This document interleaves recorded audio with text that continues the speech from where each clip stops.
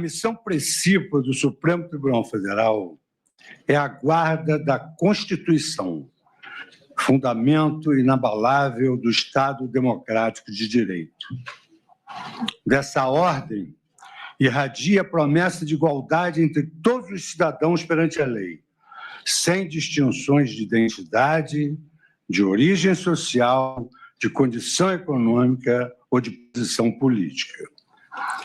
Cumpre-nos, enquanto magistrados, zelar pela verticalidade das normas constitucionais e legais no âmbito da vida social, de modo que cada cidadão brasileiro reconheça na Constituição a necessária autoridade que a torna não apenas um texto, mas uma norma viva, respeitada e eficaz. Em qualquer tempo ou circunstância, a Constituição deve funcionar como um ponto de partida, como caminho e como porto de chegada de todas as indagações nacionais. Como atividade típica deste Supremo Tribunal Federal, a jurisdição diferencia-se sobremaneira das funções legislativa e executiva, especialmente em relação ao seu escopo e aos seus limites institucionais. Ao contrário do Poder Legislativo e do Poder Executivo, não compete ao Supremo Tribunal Federal realizar um juízo político do que é bom ou ruim, conveniente ou inconveniente, apropriado ou inapropriado. Ao revés, compete a este tribunal afirmar o que é constitucional ou inconstitucional, legal ou ilegal, invariavelmente sob a perspectiva da Carta de 1988 e das leis brasileiras. Trata-se de missão que exige objetividade, rigor técnico e minimalismo interpretativo, a fim de não se confundir o papel do julgador com o do agente político. Como ensina o professor Dério Levinson, a legitimidade da jurisdição repousa na capacidade de seus juízes produzirem decisões qualitativamente distintas daquelas emanadas pelos demais poderes. Os pressupostos da independência e da harmonia entre os poderes consiste precisamente no fato de cada um deles desenvolveu, ao longo do tempo, distintas capacidades institucionais. Com a mesma cautela e responsabilidade que orientam a jurisdição constitucional, deve também o Poder Judiciário exercer sua atuação de igual maneira na esfera criminal. A Constituição da República, ao mesmo tempo que confere a este Supremo Tribunal Federal a posição de guardião da ordem constitucional, delimita de forma precisa e restrita as hipóteses em que nos cabe atuar originariamente no processo penal, como se depreende do seu artigo 102 da Constituição Federal. Trata-se, portanto, de competência excepcionalíssima. Quando o Estado a exercer tal atribuição, o Supremo aproxima-se, em essência, da nobre rotina desempenhada pelos juízes criminais de todo o país. Passamos, então, a realizar não apenas o papel de intérpretes da Constituição, mas também de condutores de um processo judicial que tem por finalidade maior assegurar a cada réu a plenitude do contraditório e da ampla defesa. Essa função revela a unidade da jurisdição, seja no mais distante juízo de primeira instância, seja na mais alta corte do país. Todos os princípios que regem o processo penal são os mesmos em primeira instância e na instância superior, e encontram a sua razão de ser na dignidade humana e na busca pela verdade judicial. Assim, cada ato processual praticado nesta instância suprema deve refletir não apenas a autoridade institucional da Corte, mas, igualmente, o compromisso ético do julgador com a justiça concreta do caso, reafirmando diante da sociedade que a Constituição vale para todos e protege a todos, inclusive e sobretudo no campo sensível da jurisdição criminal. A persecução penal destina-se, assim, a reconstruir fatos que potencialmente se enquadram como crimes em sua feição típica, antijurídica e culpável. O Ministério Público, como titular da ação penal, tem o primeiro ônus de produzir evidências diretas e indiretas que corroborem ou infirmem as hipóteses acusatórias. Para tanto, atua proativamente, com o intuito de transformar a narrativa acusatória em conclusões probabilísticas, acima de qualquer dúvida razoável.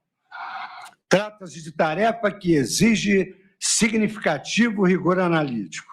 Afinal, cada elemento de prova, cada detalhe reconstituído, pode alterar o mosaico de hipóteses sobre personagens e condutas, exigindo-se da acusação que apresente uma narrativa lógica, temporal e subjetivamente coerente.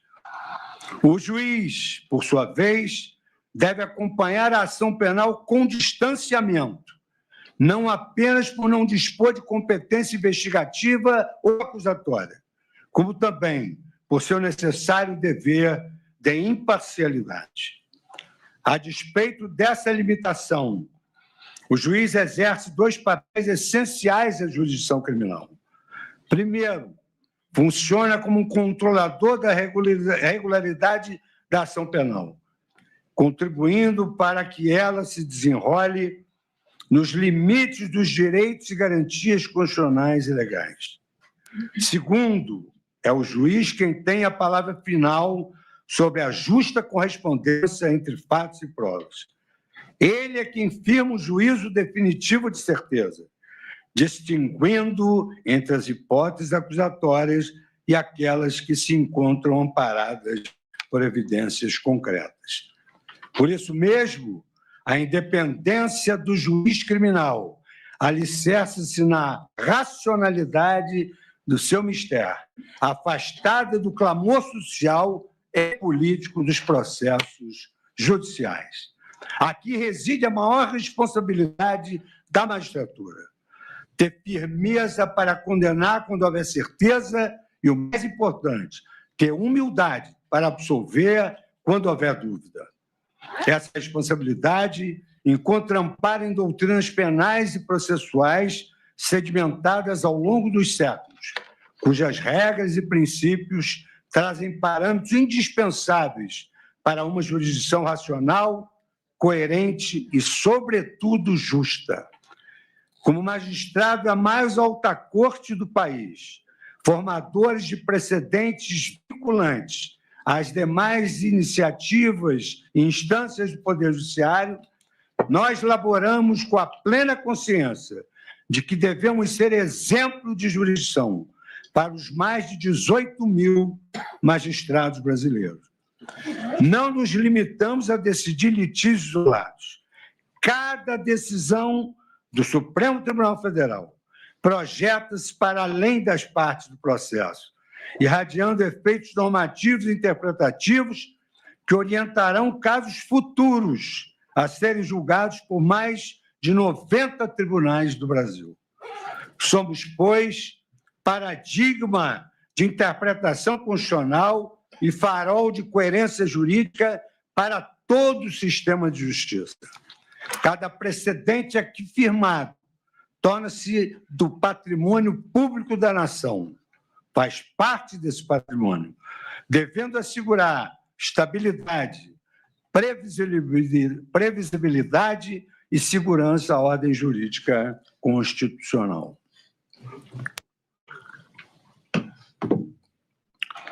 Essa consciência institucional reforça ainda outra dimensão da nossa responsabilidade: A de que o Supremo Tribunal Federal é, para além de cortes da justiça, a bússola de legitimidade constitucional de uma sociedade marcada pela pluralidade de ideias, valores e identidades, mas uma sociedade una em seu clamor por justiça. Cabe-nos, portanto, traduzir essa pluralidade em decisões que, ao mesmo tempo, respeitem a diversidade e reafirmem o império da lei, garantindo que a promessa escrita em 1988 seja continuamente renovada no presente e projetada para o futuro. É exatamente, senhor presidente, imbuído dessas considerações filosóficas, as quais me acompanham e me guiam nas minhas mais de 4 décadas de judicatura, é que eu passo a análise dos exatos termos da ação penal, a iniciar pelas preliminares, sem antes destacar que, à semelhança de um juiz de primeira instância, analisarei os fatos, provas e consequente adequação física. Vale dizer, se os fatos correspondem a um tipo específico penal. Rememorando meu saudoso amigo pessoal e de congregação acadêmica, o notável advogado Evaristo de Moraes, que, baseado em doutrina sólida do direito penal, afirmou num julgamento vitorioso no século passado que os fatos, para serem considerados crimes, devem encaixar-se na letra da lei penal, como uma luva se encaixa na mão.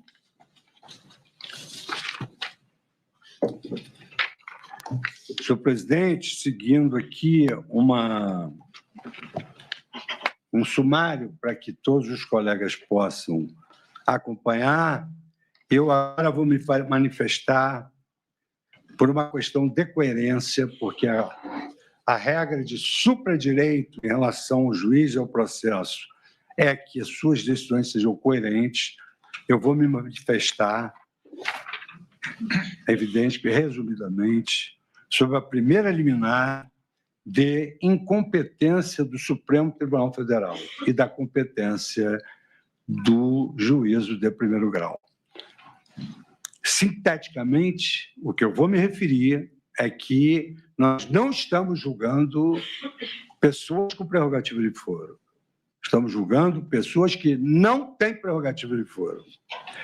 E destaco que as defesas, por meio das suas petições, argumentam que o Supremo Tribunal Federal é incompetente para julgar a estação penal.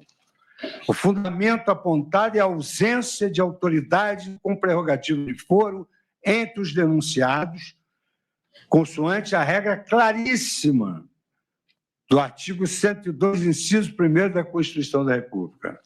Compete ao Supremo Tribunal Federal, precipuamente, a guarda da Constituição, cabendo-lhe processar e julgar originariamente. Inciso 1º, a linha B. Nas infrações penais comuns, o presidente da República, o vice-presidente, os membros do Congresso Nacional, seus próprios ministros e procurador-geral da República.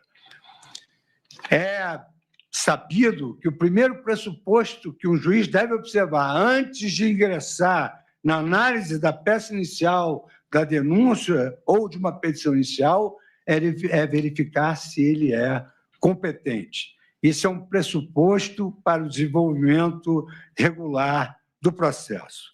Somente o juízo competente pode analisar uma ação penal início litis.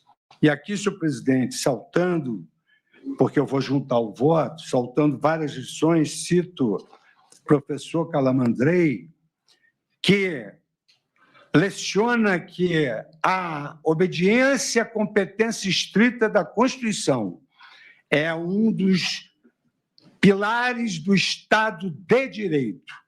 Só há jurisdição quando há competência, posto ser a competência um poder e a jurisdição o componente de correlação formal do seu exercício.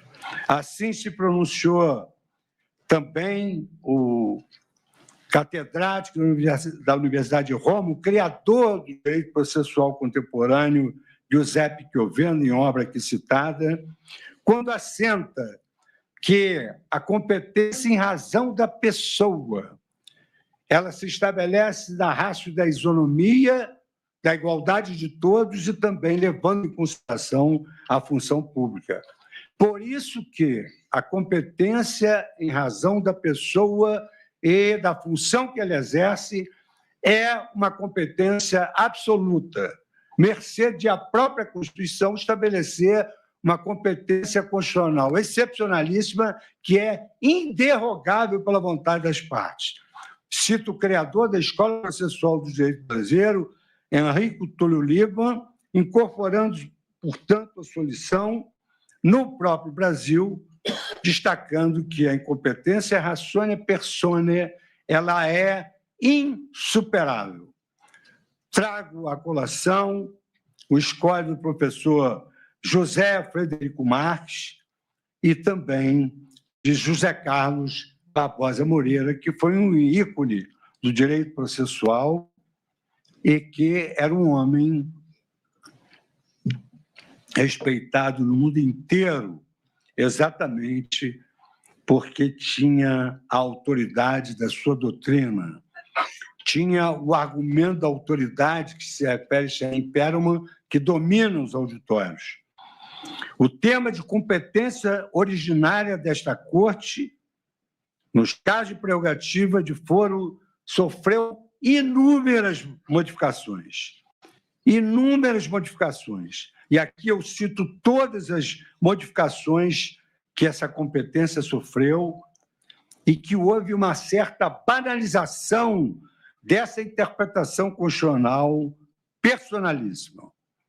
E esses autores expressam que, ao vedar expressamente o julgamento, ratione persone, por outro órgão competente que não aquele indicado na Constituição, esta regra passa a ser lindeira à criação de um tribunal de exceção, que o Constituinte buscou impedir, não apenas pela criação de um novo tribunal, mas exatamente para que uma ação, e a posteriori, a ação penal, fosse julgada por um órgão jurisdicional diferente daquele que é previsto nas leis. Ou seja, o órgão jurisdicional constitucional é absolutamente diverso do órgão constitucional ordinário, especialmente quando essa modificação da competência for resultado de uma interpretação após o crime. E o que eu quero dizer é que o Supremo Tribunal Federal mudou a competência depois da data dos crimes aqui muito bem apontados por Sua Excelência, o Procurador-Geral da República. Trago, procurador, como Vossa Excelência é um doutrinador de escola, as lições de Ferraioli, Karl Schwab e outros autores da sua preferência, e destaco, identifica-se assim que a competência absoluta ela não pode ser derrogada sob pena de infringir a garantia do juiz natural. E a garantia do juiz natural cumpre diversas funções no ordenamento brasileiro. Em primeiro lugar, ela assegura a imparcialidade do julgador, evitando que sua designação ocorra por finalidades menos ortodoxas. E ainda é reforço dessa Constituição a independência dos magistrados que não ficam sujeitos a ameaças de afastamento do caso, na hipótese de não seguir eventualmente a determinação de uma maioria ou de seus superiores. Com esta breve contextualização que avulta densa correlação entre a relevância do cargo na República e a previsão do foro por prerrogativa, eu passo ainda a analisar essas modificações, e aí, senhor presidente, egrégia turma, eu venho desde 1964 com a edição da súmula 394, que estabeleceu essa competência, depois a modificação só quando a instrução já terminou. Enfim, trato aqui todas as hipóteses de competência e da modificação de competência. E cito a P568, da relatoria do ministro Barroso, onde ele destacou a incompetência, que era ratione persone, a competência funcional, que está em jogo, não se prorroga, porque não é relativa, é absoluta e funcional. Não podemos ir ao mérito para depois voltar à preliminar. E aqui eu destaco, senhor presidente, depois de analisar essas questões, que o Supremo Tribunal Federal já anulou um processo por inteiro por incompetência relativa, máximo quando se trata de incompetência absoluta e inderrogável pela vontade das partes. E aqui, então, cito que, de acordo com as premissas que eu adotei de forma coerente ao receber a denúncia, a interpretação restritiva da prerrogativa de foro, preconizada desde a questão de ordem na ação penal 937, é a mais correta. E essa visão é que se alinha ao princípio republicano, que veda o tratamento desigual sem justificativa constitucional. E relembro mais uma vez que presidentes da República já foram julgados no Supremo. Um presidente foi julgado pelo plenário e o outro presidente foi julgado em segunda instância. Os fatos imputados aos réus, segundo a denúncia, ocorreram entre 2020 e 8 de janeiro de 2023. Naquele período, a jurisprudência da Corte era pacífica, consoante o entendimento consolidado, racional, inteligível, de que, uma vez cessado o cargo, antes do término da instrução, a prerrogativa de foro deixaria de existir.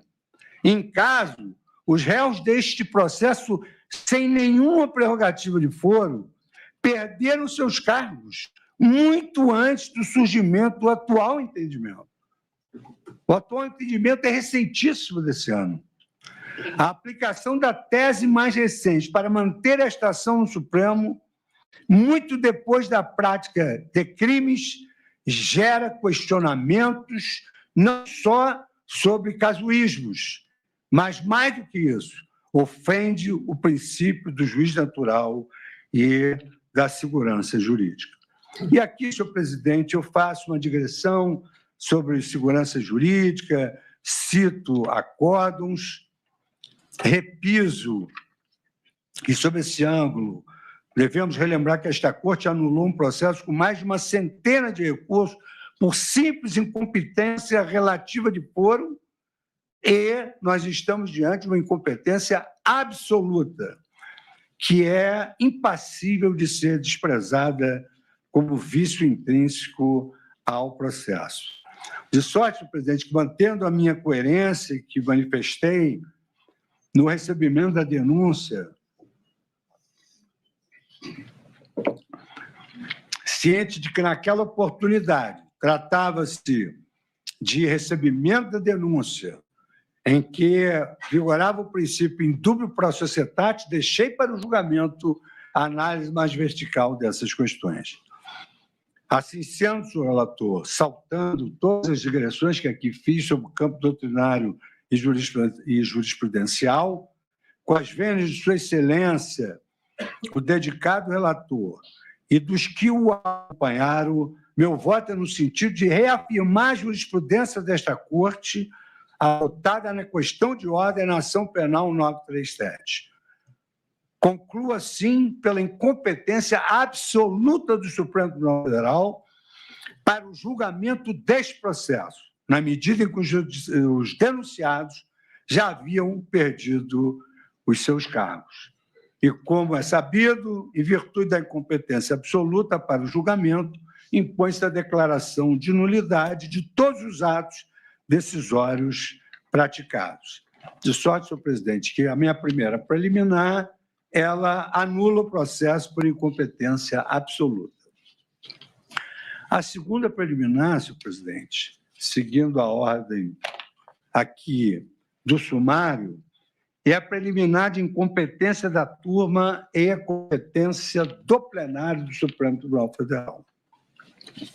Aqui, senhor presidente, basicamente, eu repito os fundamentos anteriores, acrescentando que, a despeito de sucessivas emendas regimentais que versaram sobre a questão de qual órgão desta Corte pode julgar ações penais, a competência para o julgamento do presidente da República sempre foi e continua sendo do plenário da Casa.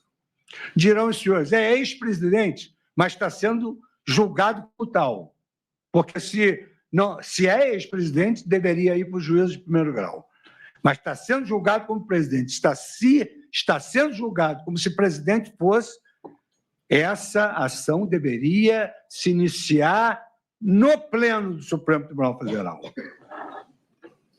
Sobre esse ponto, mercê da questão preliminar anterior que foi abordada e que eu reafirmo por uma questão de coerência, essa posição de que o presidente da República, se está sendo julgado como tal, deve ir para o plenário, é o corolário lógico da tese fixada pela diminuta maioria no julgamento da QO, diminuta maioria, no julgamento da QO, no inquérito 4787.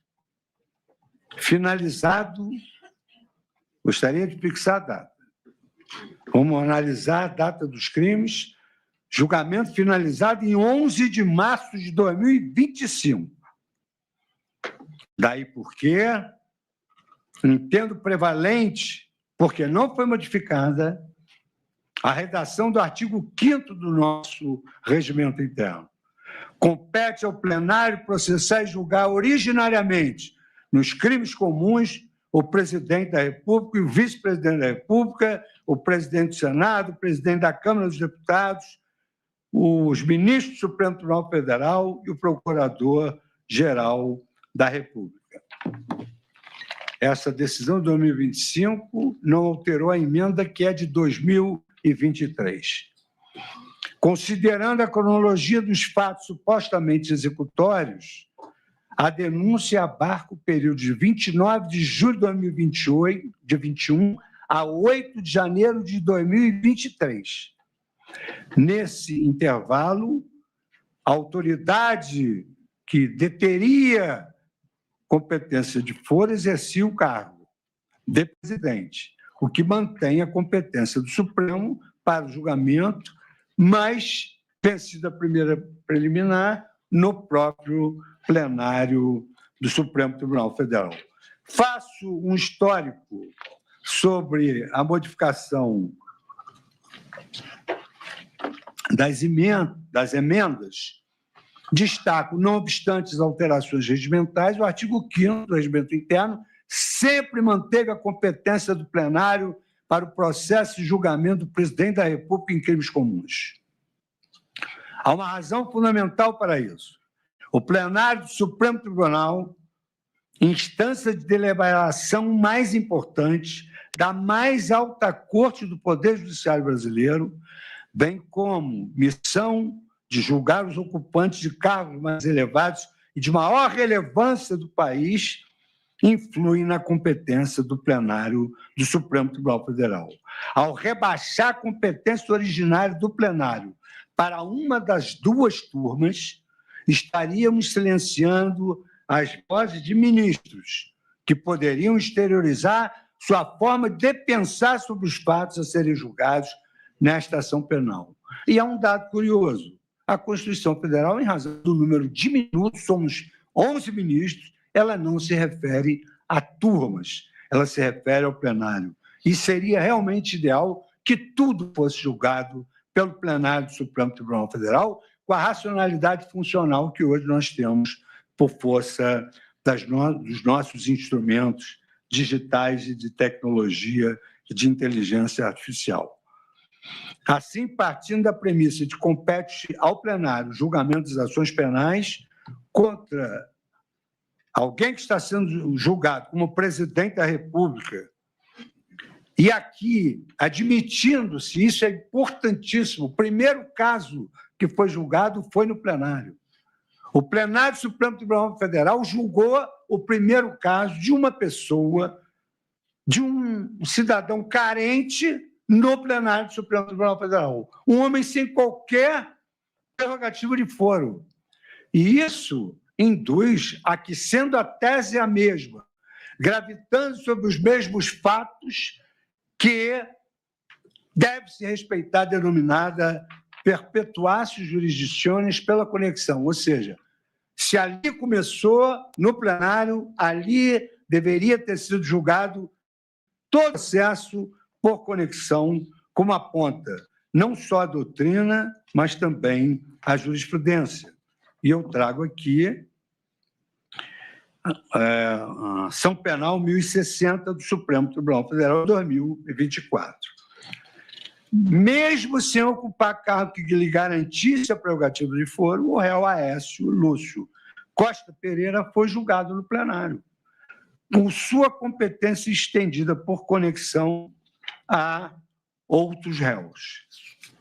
Saltando mais uma vez, senhor presidente, todas as digressões doutrinárias, otimizando o nosso julgamento, em síntese, os réus não têm prerrogativa de foro ratione persone, porque não exercem função prevista da Constituição Federal.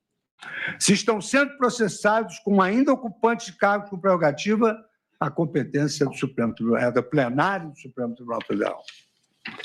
O fato de processos conexos terem sido julgados no plenário impõe o deslocamento deste feito para o órgão maior da Corte. E as premissas envolvem casos de incompetência absoluta, mesmo o caso do plenário, incompetência absoluta, indispensável razão pelas duas uma, ou o processo deve ir plenário ou tem de descer para a primeira instância. Assim sendo, senhor presidente, eu também acolho essa preliminar de incompetência absoluta da primeira turma e, na forma do artigo 567 do Código de Processo Penal, eu também declaro a nulidade de todos os atos praticados por este Supremo Tribunal Federal. É possível também que haja uma divergência, que são os atos decisórios. Então, se passaria o processo para o pleno e ele, então, decidiria essa questão relativa à incompetência. Aqui, senhor presidente, eu trago uma matéria que se refere a uma questão conhecível de ofício. Uma questão que é conhecível de ofício, que é a questão alegada como cerceamento de defesa em razão de um fenômeno moderno denominado data dump, que Vossa Excelência é um advogado super atualizado, tem aqui até intervenções de Vossa Excelência sempre exitosas, e digo que essa preliminar de garantia constitucional contraditória e ampla defesa se dá em razão da disponibilização tardia de um verdadeiro tsunami de dados sem identificação suficiente e antecedência minimamente razoável para a prática de atos processuais. E digo, senhor presidente, porque é importante, e apenas essa parte histórica, que a garantia do contraditório e ampla defesa incorporada ao direito ocidental há longo tempo já era ressaltada na obra do filósofo estoico Sêneca, que afirmava: quem decide o que quer que seja, sem ouvir a outra parte, mesmo que decida com justiça, efetivamente não é justo. Isso é repetido ao longo dos anos na Declaração Universal dos Direitos do Homem, adotada em 48 pela Assembleia Geral da ONU. Artigo 11. Todo ser humano acusado de um ato delituoso tem o direito de ser presumido inocente até que a sua culpabilidade seja provada de acordo com a lei, em julgamento público, no qual lhe tenham sido asseguradas todas as garantias necessárias à sua defesa. Isso está presente na Declaração Universal dos Direitos da ONU. Todas as constituições brasileiras, faço aqui uma digressão que não vou ler, peço Vênia para não ler, a começar pela de 24, incorporaram em seu bojo a garantia do contraditório e ampla defesa, assim como a Carta de 1988, uma das maiores constituições de todo o mundo, consagrou no artigo 5º a mesma inciso 56º, que é os litigantes em processo judicial, e acrescentou agora e administrativo. Aos acusados, em geral, são assegurados contraditório e ampla defesa com os meios e recursos a ela inerentes. A garantia guarda tamanha importância que, na doutrina de todos aqueles que trataram sobre essas cláusulas pétreas constitucionais, e eu cito todos Ferraioli, Direito e Razão, Teoria do Garantismo Penal, eu cito Ferraioli e trago à colação, sem repisar os mesmos artigos, o que consta da Convenção Americana sobre Direitos Humanos, que é o nosso Pacto de São José da Costa Rica, que no artigo 8º, sobre as garantias judiciais, ele é preciso. No artigo 8º, 1c, toda pessoa tem o direito de ser ouvida com as devidas garantias e dentro de um prazo razoável por um juiz ou tribunal competente, independente e imparcial, estabelecido anteriormente por lei, na apuração de qualquer acusação penal. A linha C, concessão ao acusado do tempo e dos meios adequados para a preparação da sua defesa.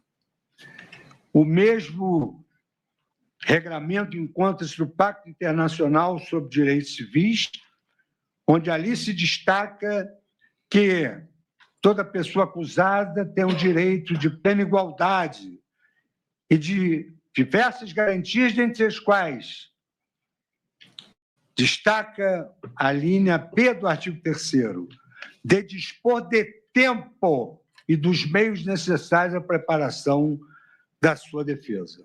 Essa foi a ratio, no ano 2009, da súmula vinculante número 14. É direito do defensor, no interesse do representado, ter acesso amplo aos elementos de prova que, já documentados em procedimento investigatório realizado pelo órgão com competência da Polícia Judiciária, digam respeito ao exercício do direito de defesa. A consolidação jurisprudencial da Suprema Corte, ela provocou, inclusive, uma modificação no artigo 7º, inciso 19º do Estatuto da Advocacia. E foi à luz do Estatuto da Advocacia que o nosso perene decano, ministro Celso de Mello, na reclamação 37848, destacou: não se diga por absolutamente inaceitável, considerada a própria declaração constitucional, de que a pessoa sob persecução penal, ou em juízo ou fora dele, mostrar-se-ia destituída de direitos e garantias. Esta Corte jamais poderia legitimar tal entendimento, pois a razão de ser um sistema de liberdades públicas vincula-se em sua vocação protetiva a amparar o cidadão contra eventuais excessos emanados do aparelho estatal. E o voto de Sua Excelência, como de regra, um voto extremamente profundo, e por isso eu destaco apenas alguns trechos, muito embora a Sua Excelência merecesse que eu lesse todo o acórdão. E, ao final, afirma Sua Excelência, o nosso perene decano, ministro Celso de Mello, impede destacar por oportuno que os advogados sejam os constituídos pelo acusado, sejam os nomeados pelo juiz para a defesa técnica, têm direito de acesso aos autos do processo ou à investigação penal, ainda que em tramitação sob regime de sigilo, considerada a essencialidade do direito de defesa. Reclamação 37848. Trata-se, portanto, de um verdadeiro instrumento de proteção dos imputados e da sua própria dignidade humana. E aqui eu trago a colação da jurisprudência constitucional da Corte da Alemanha, da Itália, da Espanha e da própria Corte Europeia de Direitos Humanos. E há uma contemporânea compreensão desse contraditório e da ampla defesa. No caso, nós estamos diante de uma ação penal recebida em 26 de março de 2025, em face de 8 réus, num primeiro núcleo, e no total 34 réus, pela suposta prática de 5 crimes, entre os quais organização criminosa, abolição violenta do Estado Democrático de Direito, golpe do Estado e dano qualificado. Consoante relatório apresentado por Sua Excelência, o eminente relator, um relatório minucioso, mesmo resumido, minucioso e detalhado.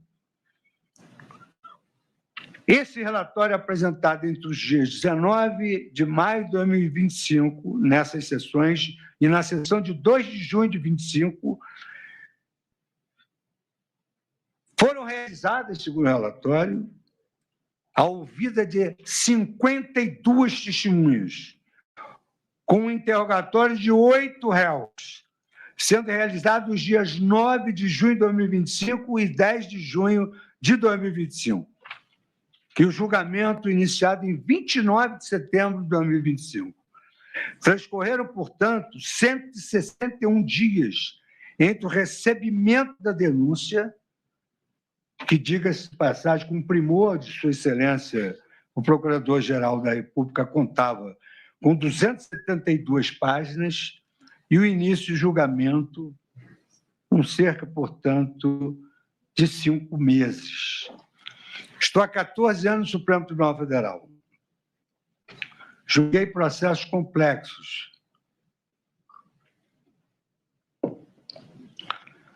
como, por exemplo, o mensalão. A Carmen Lúcia, nossa decana, também esteve presente. O processo levou 2 anos para receber a denúncia e 5 anos para ser julgado. Trabalho exaustivo do eminente relator, mas que, diga-se a realidade, um trabalho que ninguém conhecia melhor do que ele.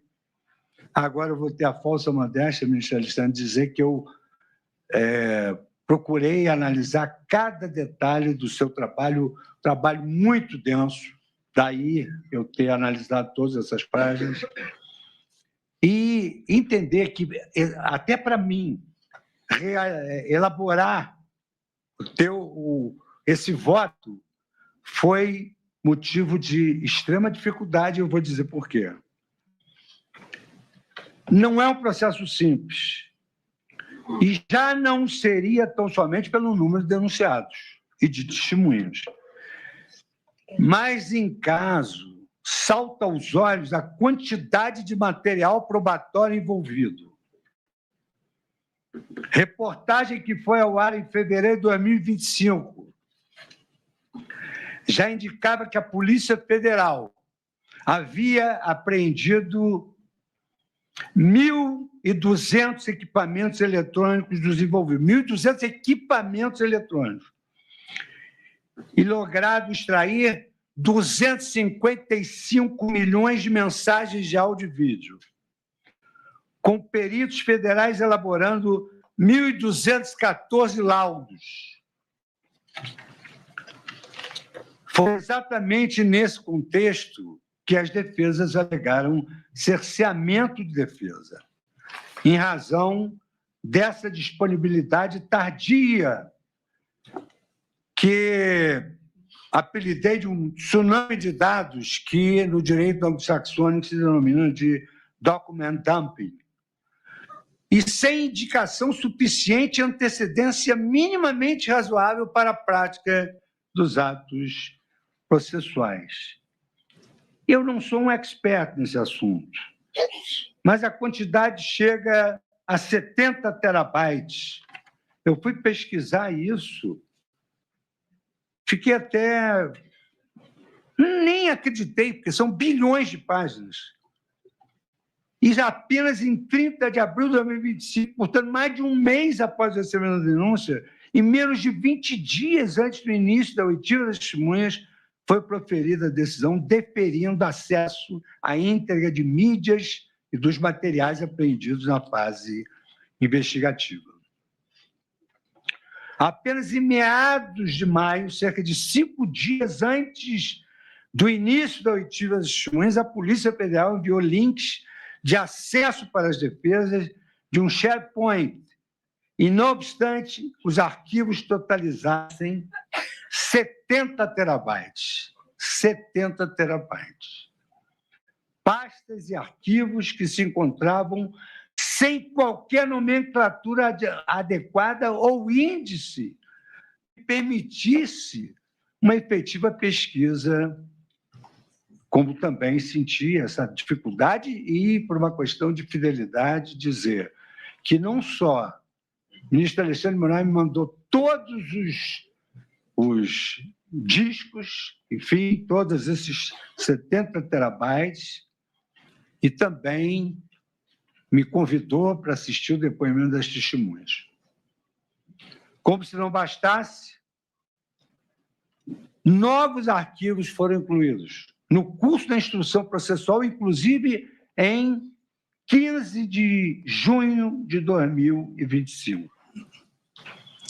Há nos autos um professor de todos nós, que é da casa de vários ministros, professor titular da casa de vários ministros, professor titular da USP, Gustavo Henrique Badaró, que destacou ter efetivamente ocorrido a violação à garantia da ampla defesa. Destaquei um trecho. É que, para exercer o seu direito à autodefesa, falando por si e de viva voz perante seu julgador, o acusado precisa conhecer plenamente, com a máxima profundidade, todas as provas que foram produzidas contra si ou a seu favor. E isso vale para os acusados de ontem e os de hoje, independentemente de suas matizes ideológicas. O devido processo legal vale para todos. Nesse ponto, eu grifo o que vem sendo denominado pela doutrina de data dump ou documento dumping, que é a disponibilização tardia desses excetos de dados. Analisei uma jurisprudência da Suprema Corte, no caso Warren Hillary contra Brad, mas eu não tenho esse hábito de pesquisar lá fora nada. Eu acho que nós temos a melhor literatura, temos a melhor música, temos a melhor poesia, temos tudo de melhor, inclusive os acórdãos. E não se trata de novidade do Brasil. Na Justiça Federal, por exemplo, foi objeto de sentença de absolvição sumária. Uma sentença proferida em 2021. Oportunidade em que se ressaltou o cerceamento de defesa. E no texto da decisão está a existência de cerceamento de defesa, uma vez que o membro do parquê fez acompanhar a inicial acusatória de algo aproximado a 4 terabytes. Aqui são 70 terabytes. A acusação de aproximadamente esse número de terabytes, os quais, malgrado tenha sido instado pelo juiz ao fazê-lo, de juntar, jamais especificou, sequer dando condições aos réus até a data de hoje, de analisar o ID, e aqui cita o número. Esse procedimento evidencia um só tempo abuso do direito de acusar e ausência de justa causa para a acusação. Ação criminal 0001238 44/2018, 4 de janeiro, 3.400, sentença proferida em 5 de maio de 2021. No segundo grau, a sentença absolutória foi confirmada por unanimidade, contando ainda com parecer favorável do Ministério Público Federal, que reiterou a tese do cerceamento de defesa.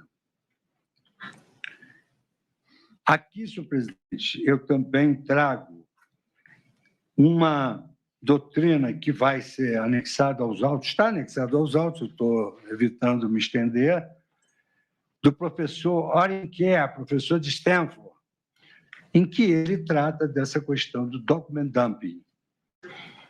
E ainda, algumas décadas atrás, um processo com dezenas de volumes impressionaria. No entanto, não é nada comparado, por exemplo, com os dados envolvidos no presente caso concreto, uma vez que 70 terabytes poderia ser equiparado a muitos milhões ou até bilhões de páginas, sejam em texto puro, escaneado, chegando a bilhões, a depender da resolução ou número de caracteres. Faço ainda citação de casos julgados e destaco que, como no processo penal, o protagonismo da instrução processual incumbe às partes, torna-se imperativo que, antes da produção da prova oral, isto é, antes da inquirição das testemunhas e do interrogatório, a defesa já conheça todo o acervo probatório. Aliás, volto a repisar que isso não é algo estranho no nosso direito e cito o inquérito 4244, agravo regimental, de 25/4/2017. Como Vossa Excelência pode verificar, eu estou evitando citar nomes dos colegas, acho desconfortável e deselegante. Evidentemente que um celular ou computador apreendido no bojo da investigação integram o material probatório. Mas com tantos dados, tantas mensagens, tantas fotos, tantas fotografias de páginas saltadas de documentos, podem até não ser interesse da acusação, mas são essenciais para a defesa. Porque a jurisprudência do Supremo Tribunal Federal, que Vossa Excelência conhece como ninguém, ministro Zanin, não compete à autoridade policial, ao Ministério Público ou mesmo ao juízo processante realizar um filtro seletivo do material probatório colhido, decidido unilateralmente pela autoridade policial, o que é ou o que não é pertinente à defesa. O acesso amplo está na ratio da súmula 14, que permite ao advogado o acesso à totalidade do acervo. A possibilidade que existam dados considerados irrelevantes pela acusação ou pelo juiz, mas que possam ter elementos cruciais para a defesa, seja para corroborar a tese defensiva, seja para questionar a lisura da investigação ou a denominada cadeia de custódia de provas, é importantíssimo para a defesa. E há hoje doutrinas mais recentes que exatamente atacam esse ponto. O que pode ser indiferente para a acusação, o que pode ser indiferente para o juízo, pode não ser para a defesa. Ela, além dos fatos narrados na denúncia, é preciso que a defesa tenha também acesso a inúmeros dados. Veja-se, por exemplo, há pouco tempo foram inquiridas testemunhas cujos depoimentos influem na solução desse caso. Eu cito apenas, en passant, porque nós não estamos julgando esse réu. Um réu que depois que disse que ele elaborou uma minuta que tem sido objeto material da análise e da cognição da Corte. Então, voltando à questão de que nós temos jurisprudência tão mais moderna que a Suprema Corte Americana, que demora mais a julgar temas de desacordo moral da sociedade, e o Supremo é sempre Estado a decidir, que o parlamento não decide, que há desacordo moral lá e empurra-se tudo para o Supremo, isso tem uma virtude. É que nós temos uma jurisprudência mais evoluída do que a da Suprema Corte. Aqui eu cito a reclamação 80.133, julgada em 4 de junho de 2025. Nesse julgado está com todas as letras a manutenção das audiências de instrução e julgamento para datas próximas, com início em 6 de junho de 2025, sem que a defesa seja franqueado o acesso integral ao material probatório e concedido prazo razoável para sua análise, configura manifesto cerceamento de defesa, comprometendo a paridade de armas e o devido processo legal. Reclamação 80.133. Trago também o habeas corpus 218.265 da relatoria da segunda turma em 21 de fevereiro de 2024. Apenas pela importância, no julgamento a que eu me referi, Brad versus Maryland, o Justice William Douglas consignou a célebre assertiva: a sociedade triunfa não só quando os culpados são condenados, mas também quando os julgamentos criminais são justos. Por isso, senhor presidente e egrégia turma, em razão da disponibilização tardia de um tsunami de dados, data dump, sem identificação suficiente e antecedência minimamente razoável para os atos processuais, e eu confesso que tive dificuldade para elaborar um voto imenso. Eu acolho a preliminar de violação à garantia constitucional do contraditório e da ampla defesa e reconheço a ocorrência de cerceamento e, por consequência, eu declaro a nulidade do processo desde o recebimento da denúncia.